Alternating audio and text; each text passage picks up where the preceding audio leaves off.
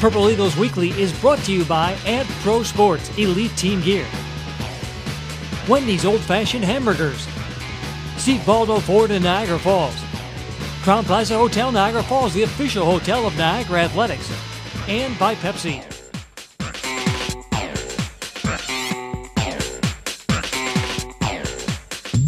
Good evening and welcome to another edition of Purple Eagles Weekly here on Time Warner Cable Sports Net. I'm your host, Jeremy White. Big show here planned tonight, and we've got lots to get to. We're going to get right into things here on Purple Eagles Weekly. We have Ryan Ferrugia, who is a aspiring journalist, media member. You've got lots of experience, actually, not just locally, but you've branched out. I want to get to that in a minute, but first tell us exactly what part you play in the Niagara community. Lacrosse player for 4 years, two-time MAC All-Academic honoree. What I guess what has changed over the lacrosse program in your time here, and I don't know, where do you fit in amongst it all? Well, I'm very involved, not only in the athletic department, but obviously being on the lacrosse team, it's kind of my family. So when I first came in, we struggled in the beginning, but slowly throughout my 4 years here, we've built and rebuilt the program, and we've kind of built this team bond so that we've established like a new tradition. We were trying to build a tradition, become a tradition, and create a legacy here. And what kind of things have happened specifically that have shown you the progress in that regard? A lot of team bonding. We go through different team dinners, or we'll go out for bowling nights, or even we're trying to get team karaoke right now. We just try to make everyone feel comfortable together so that when we step on the field, everyone's confidence is already there. We don't have to worry about people worrying about, catching the ball, passing the ball. That way we know our fundamentals.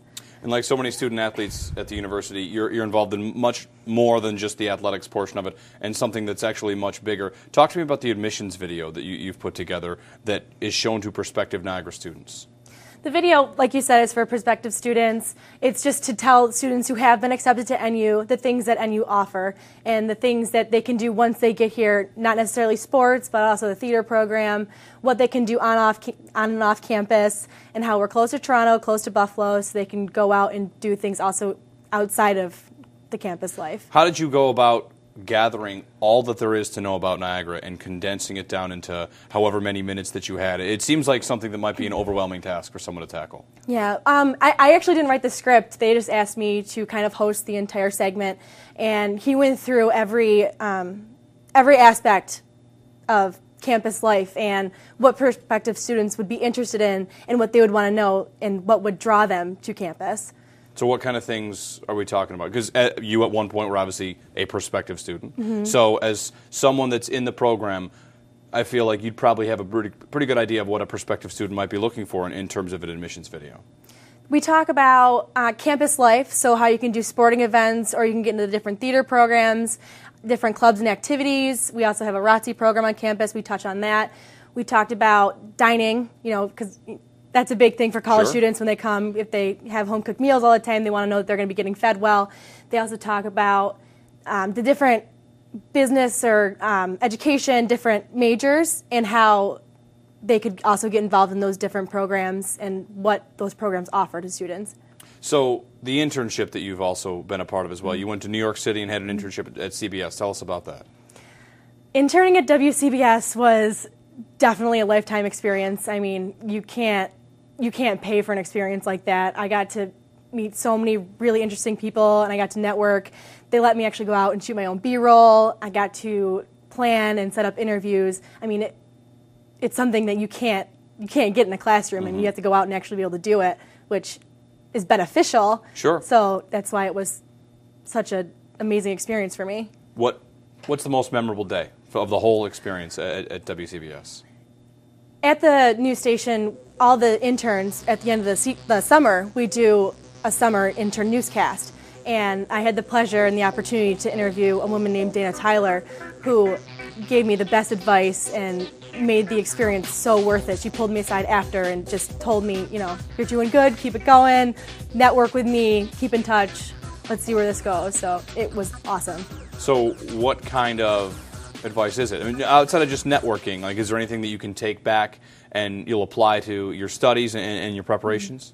She gave me the best advice I've ever been given. It was control what you can control. You can control yourself, you can control your appearance, you can control your actions. You can't control those around you, but you can certainly control what happens from those situations. And from that, I mean, I've applied that this entire year since I got back this summer.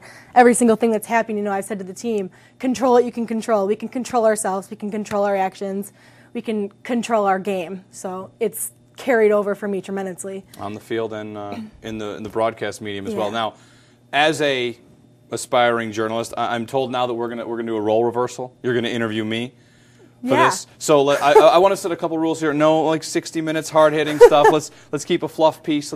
Let's go easy on me. Okay. Well, I did hear that you graduated from Syracuse. So why did you choose Syracuse to do your master's? Well, Syracuse has a good journalism program, so I decided to go to in broadcast journalism at Syracuse. So obviously, since you went to Syracuse, you're a big Orange fan. Yes. I feel like I know where the follow-up is going. And how do you feel about them falling out of the tournament the way they did? It was slightly ugly. I didn't see that. I didn't see that game. I didn't see that. No, it was disappointing, of course. It was disappointing. Yeah. But I mean, it's just following Syracuse sports, following NU athletics. It's disappointing. I could tell you that, to be totally honest, I've got the family here at Niagara now, and being with the hockey team as much as I am, the loss that Niagara hockey took to Canisius in the playoffs, that hit me really hard. Hit me a lot harder than any Syracuse loss in the tournament. Even though that's my alma mater, I'm obviously very, very entrenched here in this community, I would say. Well, now that you've become part of this community, do you feel that this is like the right fit for you? This is where you're comfortable? This is where you feel like this is an extended family? Absolutely. Absolutely. It's one of the nice things about it, I think. And being around the hockey, I spend a lot of my time around the hockey team, but also with the men's basketball team, and obviously doing the show, get to meet everybody. So yeah, I would say it's quite the experience. Now you're throwing to break. I'm throwing a break. Yeah. This is part of my deal. Is I get this segment off, so you can go throw it to break and tell everyone we're coming back. Okay. We'll be right back with more Purple Eagle Weekly. Right back on Purple Eagles Weekly here on Time Warner Cable Sportsnet. I'm your host, Jeremy White, and we go to women's softball, and with Bree Allen here, junior pitcher from the softball team. We've got lots to get to. I'll get right into it. You've had a tremendous start to this season individually. 4-0 in your first 4 games, 11 strikeouts. So how has the season gone for the team and for you individually? As of right now, we're 7-9, so things aren't really as we expected them to go. We're kind of like cleaning up the loose ends right now. For me personally, they've gone well. It's awesome coming out 4-0 as a pitcher. Really what I'd like to see is like us coming together more as a team, which is happening. We're doing it, so it feels good. It feels good as a pitcher having my team support behind me, and I know they like having the pitchers there for them too. And you've been on the road the whole season so far. We have been on the road. What's that been like to kind of just start your season away from home and be waiting, weather permitting and schedule permitting, to actually be home? It's hard. I mean, you always want to start out at home, just be there, getting used to other teams' fields, and not being anywhere close to where we're going to play. It's hard to get used to, but it's something that we need to adjust to. Well, talking about an event you guys have coming up Sunday, April 3rd, it's called Slam FOMA. What is it? What's it for? And what's it all benefiting? Recently we found out that one of our 2010 alumni, Jenna Baker, West Seneca native, was diagnosed with B-cell lymphoma. So we wanted to do a little something to raise awareness for that and get the community involved in making a difference. So we're joining with Hilbert College to do a fundraiser. All the proceeds go to the Roswell Cancer Center. And what we're going to do is a home run derby. And we're asking people to either pledge per player that hits home runs or give like a flat donation. And then everything we raise from that is going to go to Roswell. So tell us the rules of Slam FOMA in terms of how the event will actually work. If there's home runs to be, obviously home runs are going to be hit. It's a Slam FOMA, it's a home run derby. But how will the whole event go off that day? So what we're going to do is each player from both teams, Hilbert and Niagara, are going to get 10 outs to hit as many home runs as they can, and then we're going to do it based on how many home runs they hit in those 10 outs. People will pledge the amount of money? Yep. How do people actually get involved to make pledges?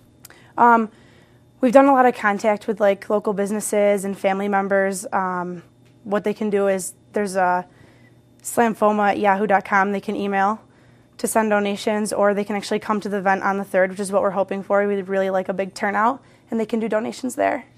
And can you tell us maybe a little bit more of Jenna's story about this, how the team came to find out, and I guess who were the pieces that were the driving force to put this event on? It's funny because I never actually played with Jenna. I just know her because our team is such a close family. It was just, she thought that everything was fine, things were going pretty normal, and then something she thought was just like a little hitch in her health could be fixed, came to find out that it was cancer. She told us, and it was something that our team wanted to do together. We wanted to come together and like do something for her and get awareness out there, because a lot of people don't really know about this. And then Melissa Markle, another one of our grads, she was really good friends with Jenna, played with her, coached with her. She really took it under her wing and turned it into this. She also is the head coach at Hilbert right now. I think it's interesting, you mentioned the word family and you kind of stopped yourself, but I feel like that's probably how you feel naturally. Yeah, is that this is a family, and for a former alum who you didn't actually play with, it seems like a testament to just how close-knit not only the players currently on the team are, but how closely knit are you to former alumni? And I guess when you move on, how close do you expect to stay? Yeah, well, I came in as a transfer, so I know even less people than the girls before me. But everyone stays pretty close-knit. We're all in contact. I know a lot of the girls are still in contact with Coach. They come to our games and our events and support us, and they still support other athletes in the Niagara community. So we are a family, and we stay close with everyone. Well, best of luck. It's Sunday, April 3rd, Slam Foma, 1 o'clock at the NU softball field. Bree Allen, junior pitcher for the Niagara Purple Eagles women's softball team. Thanks for joining us. Thanks. And the information, once again, for anybody that wants to know, Sunday, April 3rd, that is the inaugural Slam Foma event at the NU softball field. Come on out, support a great cause. April 3rd, 2011. More coming up here on Purple Eagles.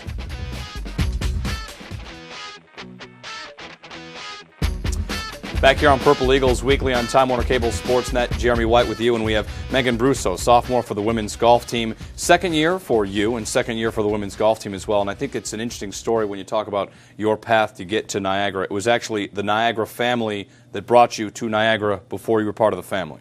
Yes. Dr. Hudecki is president of the Alumni Association, and he played basketball here for NU, and I met him through volunteer work, actually. He does many things, and he's on the board at Kids Escaping Drugs, and I volunteer there, and that's where I was first introduced to him and the Niagara family. And that's where you learned that there was going to be a golf program. Right, yes.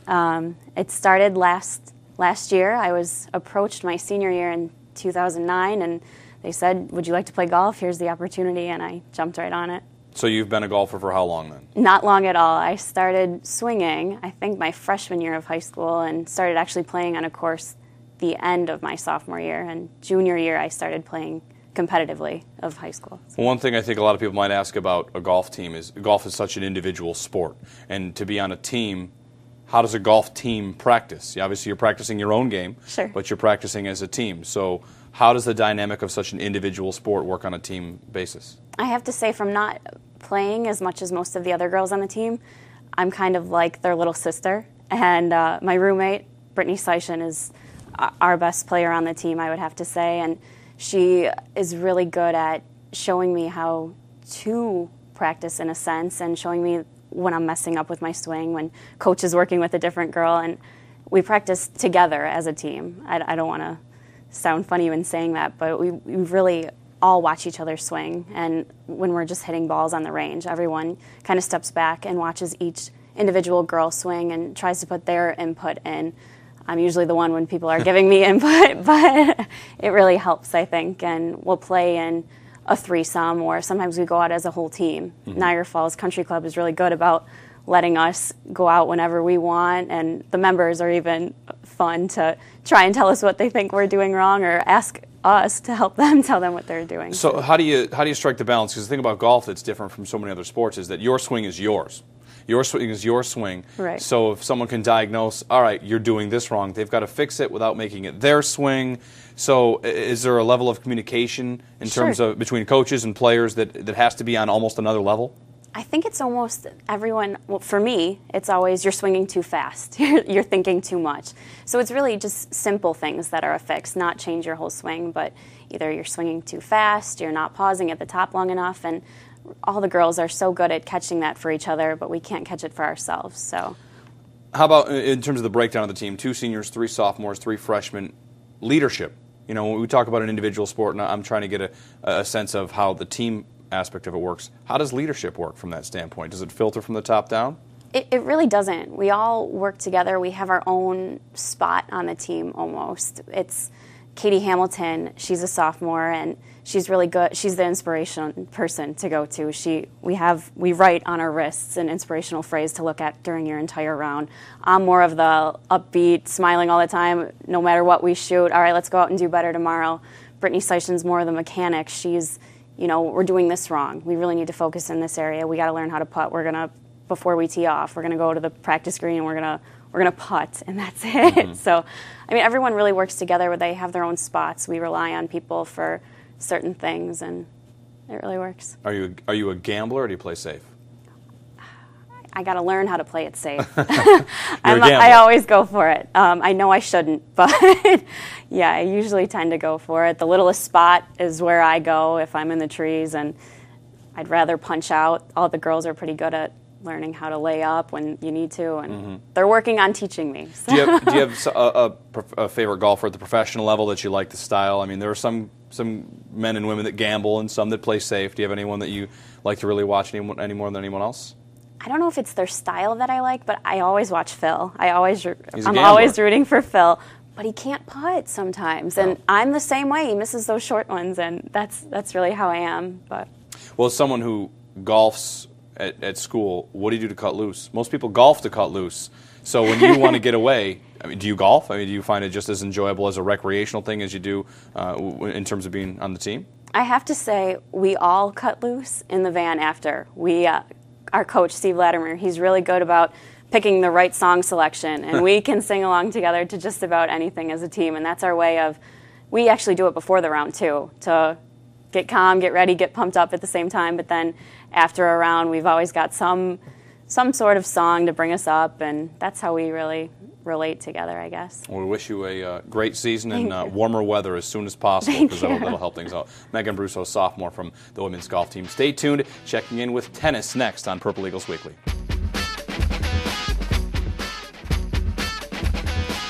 Back here on Purple Eagles Weekly on Time Warner Cable Sports. In our final segment, we check in with tennis, and it used to be just men's tennis, but now it's women's tennis too, so you wanted more responsibility. Head coach Anthony Wynn, head coach of both men's and women's tennis. How did you come about to get more responsibility, and how are you handling it? Well, over this summer, our women's coach, he ended up resigning, and they approached me about coaching both teams. At first I was a little scared of doing both, but after giving it some thought and talking to some people, I decided to go ahead and take on responsibility of both teams.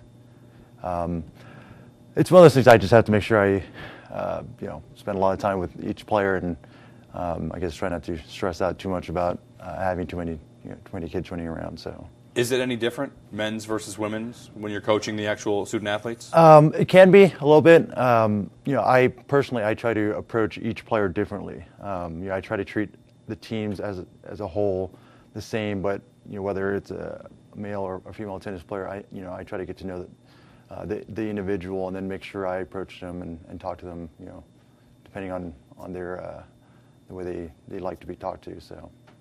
Well, we're in the spring season here. You're about halfway through it, and just recently a big win over Loyola. So what changed? What was different this time to kind of get you guys a little bit of momentum and get a win?